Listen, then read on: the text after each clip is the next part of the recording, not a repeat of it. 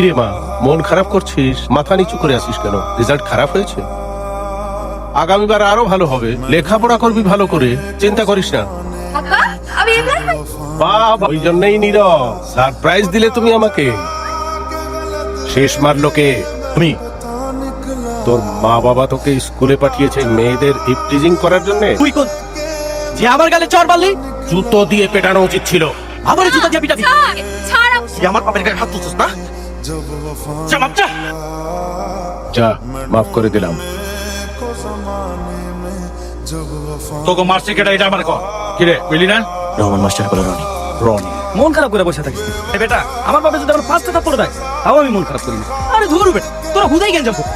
আরে আমি কি কইছি যে আমার বাবা আমার থাপ্পড় মারতে দেখে আমার মন খারাপ? আমার মনে এত বড় সাহস হয়ে গেছে আমার জন্মদাতা বাপের গায়ে হাত তোলে। ওরে যদি কাইটা টুকরা টুকরা করে গাঙ্গে ভাসাই দিই না, তারপরে তো আমার রাগ কমবো না। রহমান মাস্টার, তোমার এই জমিটা যেন কত কাঠা? 25 কাঠা। এই 25 কাঠার উপর আমি একটা কারখানা বানাবো।